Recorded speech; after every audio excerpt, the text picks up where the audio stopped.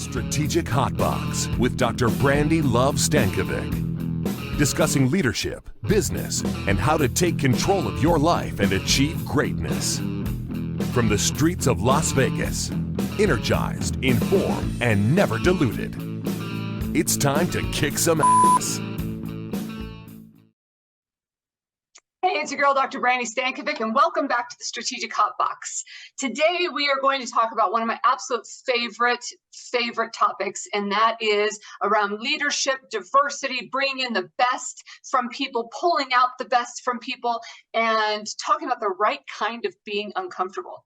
For anyone that's new to the Hotbox here, we learn, we love, and we kick ass. So we'll give you some tips and tools and tricks and things from the field, and then we'll talk about the importance of relationships and human beings and loving one another. And then we'll leave you with some kick-ass takeaways, things that you can start implementing and executing on today.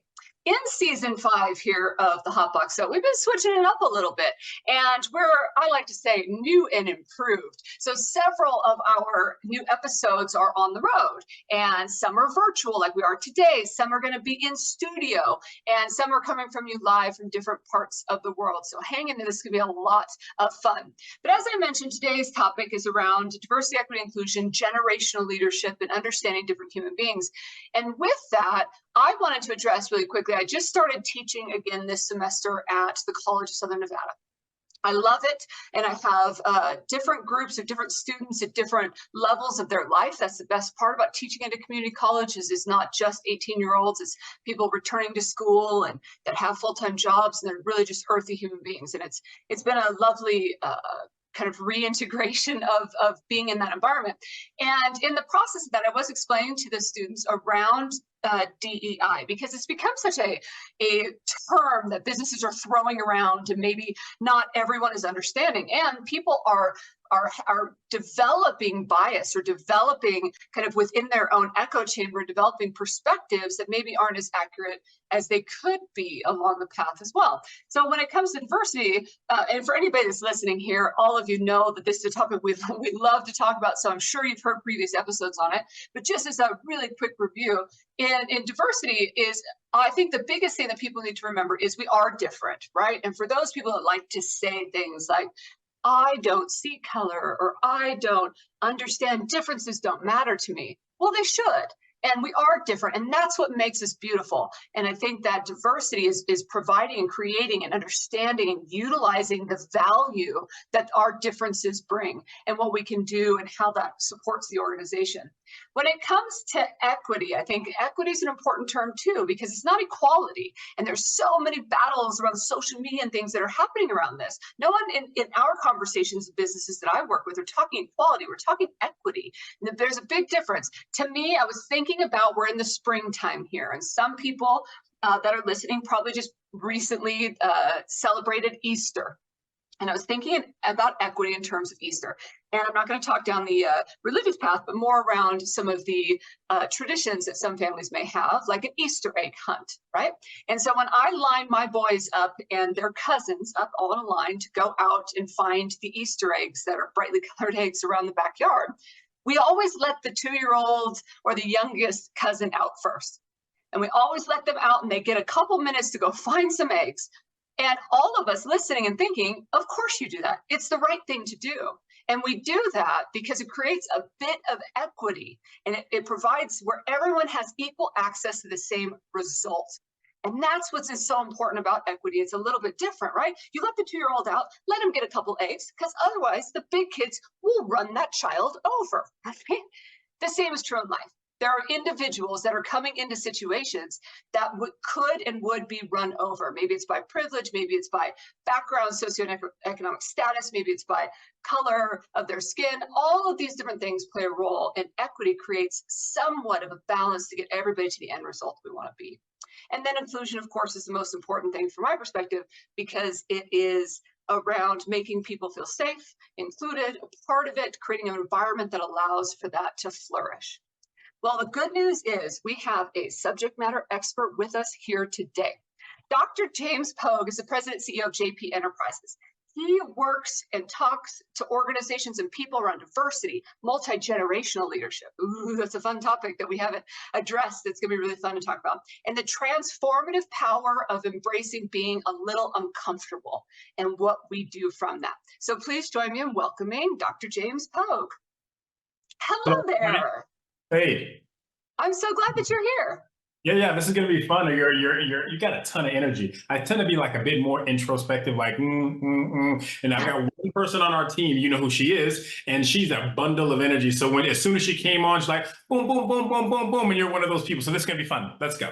All right. Well, I don't know. From my end of the computer, it feels like your energy is matching mine. So kudos to you. Thank you for being here. Now you have a breadth of experience in working with organizations.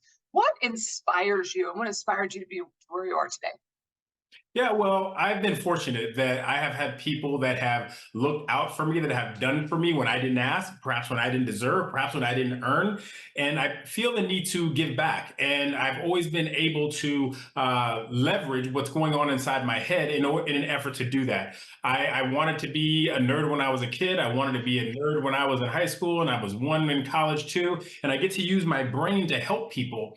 And so I want to do that. I want to help people connect more deeply and use that ability to connect more deeply to solve complex problems for all of us. I believe that we have the obligation, at least in our organization, to try to change leaders from the inside out for the better, so they can impact the world in a more significant way. And we do that by keeping them uncomfortable. None of us learned anything by being comfortable. Somebody had to stir you up a little bit. To your point around the egg hunt, there might have been a kid who's like, you know what, I want more eggs. So you're gonna have to run a little faster. You're gonna have to push a little harder. And that's how life can often operate. You want more, you have to put yourself in a slightly uncomfortable situation and push and push and push. And so I recognize that may not be easy for people. And sometimes they need a guide. Sometimes they need help. Sometimes they need a plan. And that's what we help them do. I love that. And I think that a lot of times when it comes to some of these bigger leadership and difficult topics, people need a guide because they aren't necessarily seeing an outside perspective or seeing beyond whatever their scope is. And no kind of, I don't ever want to discourage people if they live in their bubble, because so do I, so does the world, right? And algorithms and AI and things don't help with that. But it's important to have a guide, somebody like you, to provide the other side and to see what else is happening or challenge the status quo. Well, what you said at the beginning was really important. These three letters, D, E, and I, once placed in a row like that, and then over time have developed into a word, if you will. And in today's marketplace, call it the political marketplace, call it the religious marketplace, call it the educational marketplace.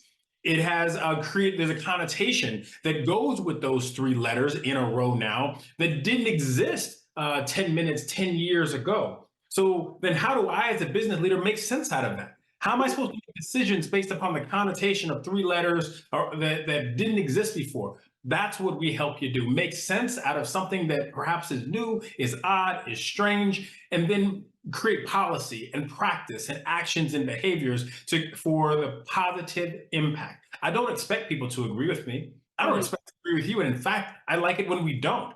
I try to surround myself with smart people that I disagree with sometimes. And so I think this DEI, this cancellation, this wokeness, that whole set of behaviors, that whole mindset can derail smart people from solving complex problems. So we can put that over here, and let's look at the problem. And let's look at the challenges that exist within the problem. And let me have an interesting conversation with you about what some solutions might be.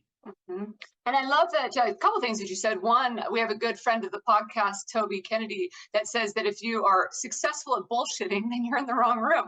Then if you're smarter than everybody in there, you're in the wrong room. And that is an important piece, is to surround ourselves with those kind of individuals. But the second thing you said is that DEI is somewhat becoming a catchphrase that people are throwing out there, that it ends up, it diminishes the return on progress. Agreed. It's a way to start a fight. And if you want to fight, similarly, maybe if you want to BS, that's not a room I want to be in. I'll go find another room to be in. You don't have to leave. I'm allowed to leave. So that's fine too. But if you want to solve problems, If you want your organization to be more impactful, positively impactful, and you want to push in that direction and you're not quite sure how, well, then you might want or need a little bit of help. So, yeah, I think that it's an effort to create positive impact over time through doing the kinds of things that change the guts of the human or the guts of the team or the guts of the organization. And it's very rare that it's just add water and poof, it works. More often than not, it's change over time. Sometimes too slow for some of us, and that's okay. Impatience is fine. But to recognize that it takes a long time to take an ocean liner that's been going north by northwest to make it happen go west by southwest, right? That can take a little while. So a little patience, a little perseverance, that helps us all move forward and create the positive impact we want to see in the world. I love how you frame it where it starts with the guts. It starts on the inside. So I've defined diversity there at the beginning with my words. Would you add to that, or how would you define diversity when it comes to organizations today? What I'll share is that the definition I like to use is everything about you or me that makes us similar or different. All of those things count as diversity, right? Every day of the week, I've got a hair color, a height, I've got an age, I've got a place that I'm from. All of that counts as diversity. But I will say there are some components of diversity that carry more weight or have more impact than others. In my business, we call that the diversity, inclusion, and belonging big nine. These 9 areas of difference that carry more weight than others. So for example, again, every day of the week, my favorite color is emerald green. Love it to death, right? But my age is more impactful to how the world sees me and how I see the world than my favorite color, right? So whether it's socioeconomics, as you see on the screen, religion, age, gender, these odds have more impact than the other components of me, right? My height, I like it, works for me. And it helps, it suggests how people, they might think of me or what I might see or what I'm able to reach. But what's more important, my height or my faith? What has more impact to the world and how I see the world? Over and over again, these 9 have been the areas where the most impact has been. Well, and society and social norms has created that, right? So you ask, what's more important, my faith or my height? To some individuals, there might not be a difference, or there might not be one that's more important. But societally speaking, like culturally speaking, there are norms that we have developed that add to this value or create this value or importance around these different 9. And I love it framed that way. I haven't heard anybody frame it like that. So thank you for sharing that methodology with us. And it's true. We end up, and depending on the organization, the geographic region that you're from, those probably shift and flow in what those priorities are, huh? 100%. Geography, we used to have 8. And geography became the 9th one. And it was because with some of our international clients, there was one in particular where the company has footprints all over the world, primarily US, Europe, Asia Pacific. And there was a lady that I met there. She happened to be a Muslim woman, and she is a mother. She's mid-40s, and I met her, and she was pregnant with her 2nd child. And she says, hey, I want to talk to you about what's happening in our organization. And she is a smart cookie. She is really, really bright and at the top of her game and at the top of her field, either within her organization, within her industry. So I'm believing that she's going to talk to me about how gender has been impactful, how being a mother has been impactful, how living outside of her home country, she's from the Middle East, but she's living in London, how that has been impactful. No. What she says to me is, Doc, look, where I'm from matters. When I open my mouth, it is characterized by the fact that I am not from the US. And my peers who are from the US, their comments are received differently.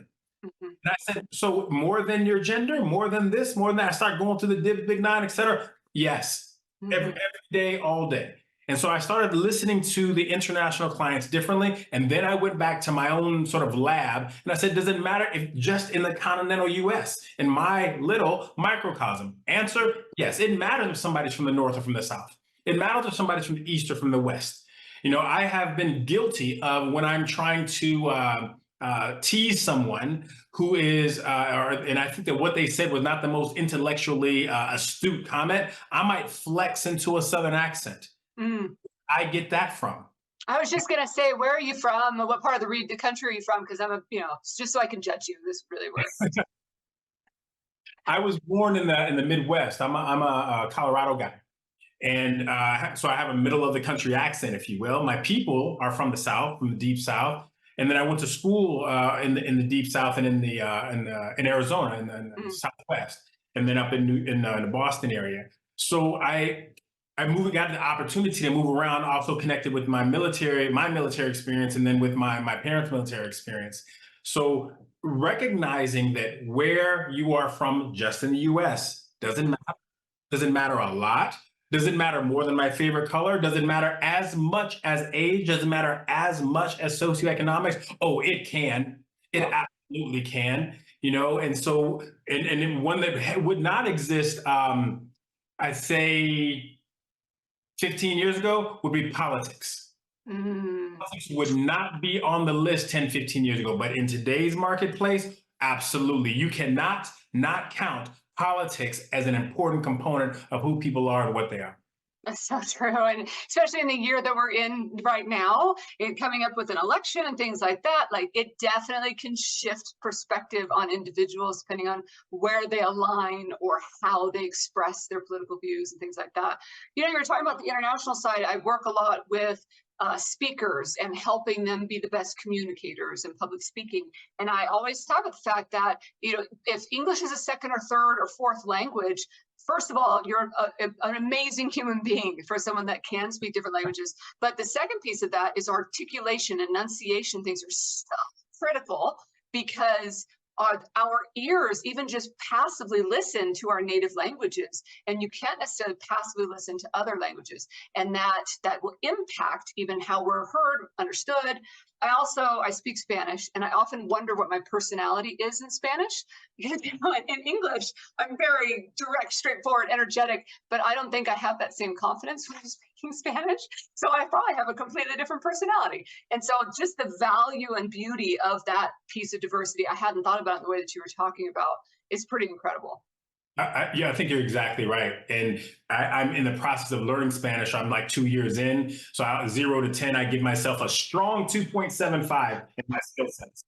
But I would also say that my reading, my writing are way stronger than my speaking and my listening. And my listening is by far the weakest. And to your point, I hadn't thought about it this way, but I'm listening using sort of the poetry that I've been taught in English, and it doesn't it doesn't fit, And so, and then then my personality, I have no idea how that's going to. Yeah, that's true. So it's figuring that out as you go. Now, we both agree that this is a critical topic, right? And yet we're hearing in the news that there's lots of big organizations that are pulling back funding and removing departments and positions that they once had focused on diversity, equity, and inclusion. What do you think about that? What do we do? Do we care?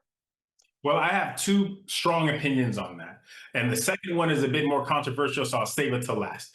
The first is that what is happening in these organizations is, I think, the swing of the pendulum. And so it's to be expected. And especially in today's, again, political environment, that this is going to occur, and that we have to be smart and capable and driven in terms of the positive impact that this work can make. How do we find the best talent wherever it might be? Right. I can say that our client base is US wide. It's across the world. There is not one area of blue or red states that wants us more. I would say that, in fact, it is probable that the states that have the least "quote unquote" friendly DEI policies, practices, laws are where we have the most business, because they're trying to figure out and solve for the problem that is coming around the corner.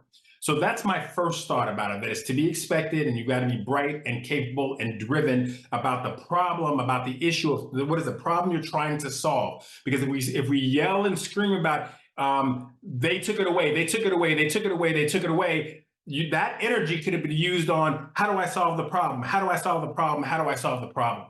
Yeah. The second piece I would say is I have some challenge and poke with people that do this "quote unquote" inclusion work.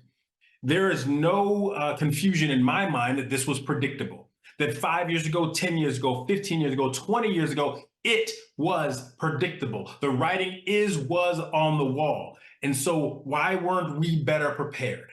Why didn't we dig these ideas, concepts, and principles into the guts of the organization, into the guts of the leadership development programs in such a way that to pull them out would uproot the organization? Mhm. Right? And some organizations did do that, and kudos to them. Others, this DEI thing has always been just this add-on. And so it's easy to remove something that's an add-on. It's hard to remove something that's in the DNA. You're And right. so the people across the table from us, from you, from we, are just as smart as you. They're just as capable as you. They're just as driven as you. They will stay up all night too to get what they believe to be right done. And yes, good for them. Mhm. So you better work hard. And we have to think smarter and deeper, more comprehensively about any difference that we want to have. Otherwise, we're just the one checking boxes. Right. Yeah. And so the work that is required of today's inclusion professional that level of professionalism has to be just as high as our finance friends, as our operations friends, as our marketing friends, as our tech friends. And for those of us that came over to the inclusion work, because you used to be in accounting, you used to be in marketing, and you were the leader of the women's ERG, and they said, "Hey, don't you want to be our inaugural inclusion director?" You said yes. Well, you may not have the requisite experience today to be hyper successful tomorrow, right? So get in the lab and get to work. Get yourself a coach, get yourself a mentor, figure out what you don't know, and then fill your bucket with what you need to know, and then Yeah. off to the races. I love it. And earlier you referenced age as one of the big nine and talking about how it can be impactful. What are some ways that people can navigate the different generations?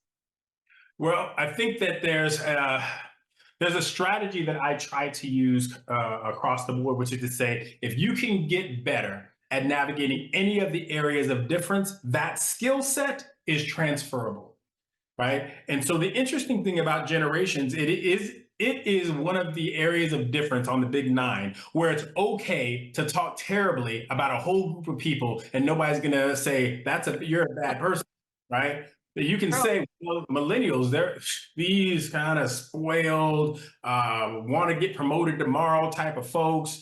Or we can say with the baby boomers, oh my goodness, she's a boomer, right? And that has become a negative thing to say about people. We can say about these Gen Zs, oh, they're soft, they're all snowflakes. When did it become okay to talk negatively about a huge swath of people? And then people will chuckle and they'll laugh. And, when did that become okay? If we said that about women, that would be a problem. Well, Mhm. and they're spoiled and they're stubborn and all of this. If we said this about Latinos, they're old and they don't like to change their ways. People would look at us and say, "What do you think that Right. you're doing?" Right? People would get terminated on the spot. So I think that what the strategy that I initially offer is Mhm. that we look at these frames of diversity in a space of sort of equity. All right. Well, you wouldn't do that in another framework. Why are you doing it here? Right. And Yeah. then hold people accountable for what it is that you said. I'm the one that said that these Gen Zers are spoiled and they're snowflakes. Wait a second, James. Double click on your language. What did you really mean by that? And how can we frame that in terms of policy or practice or behaviors? Right? Let's not stamp somebody one way because of a set of actions. Let's see what those actions and behaviors are and then edit as we need to. Mhm. Yeah, you're right. And it's not the thing about the generations also is it's cyclical. So when I first came into consulting work, that was the big buzz. And it was like in 2000, early 2000s, right? And so it was when we called millennials Gen Y.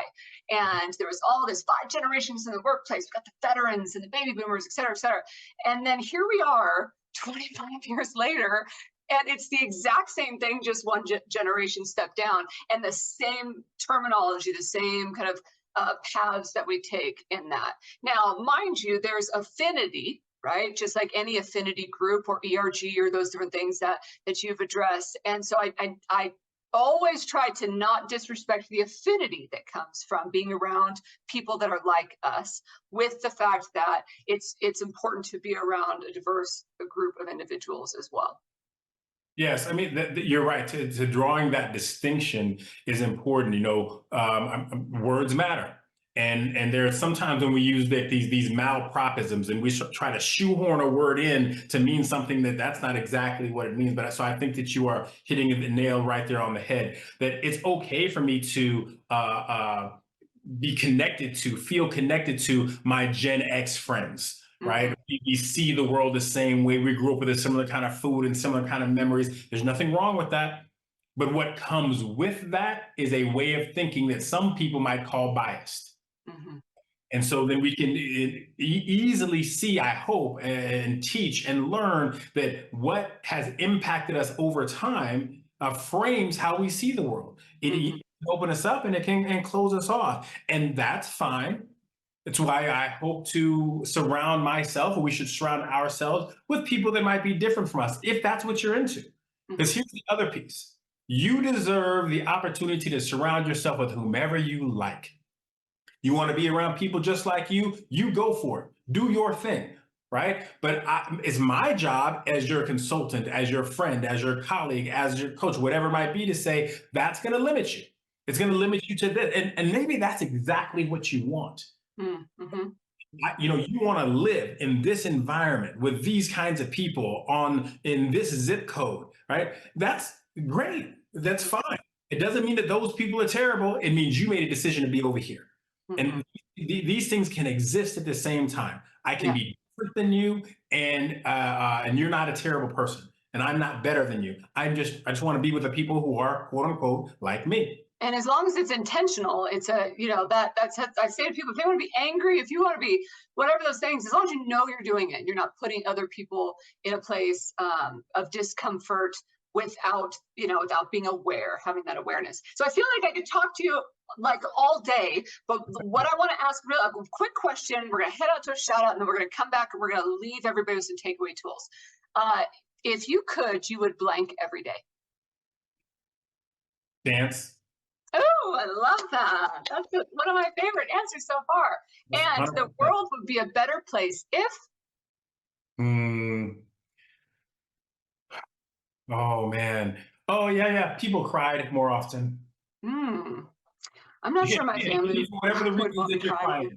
crying, whatever it is, you can be a Golden Globe tearjerker person, but I would say on probably once a day, I get a tear thing that I have at least once. Yeah. Mhm. Oh, I definitely do, but I don't. I try not to talk about that too much, Dr. Pogue. But I love that. Thank you for sharing that. Let's head out to our shout out. Hola, mi nombre es Luis, estamos aquí en Cabo San Lucas disfrutando del sol y la playa. Estoy con Brandi y están escuchando Hotbox.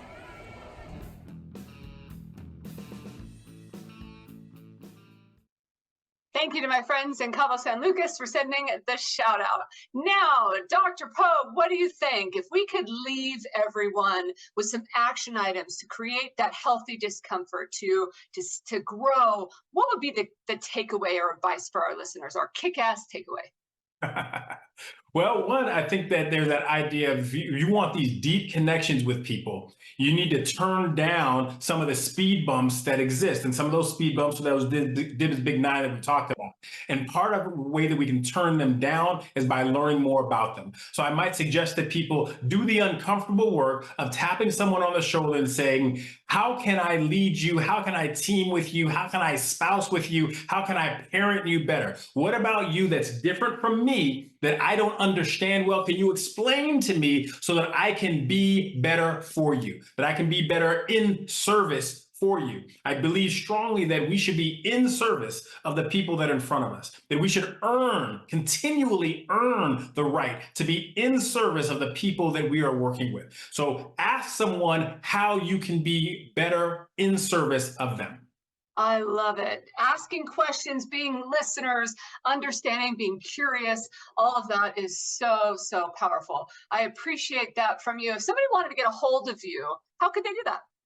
Sure, you can go to our website, jamespogue.com, and on there, there's a little click up screen, and you can hit us up there, or you can go info@jamespogue.com, and that'll take you to where you want to go. Or I'm on the LinkedIn, as my mother says, or the Gram, as one of my nieces and nephews like to call it. So yeah, easy to find. Dr. James Pogue, find me there, and I'm happy to have a conversation with you.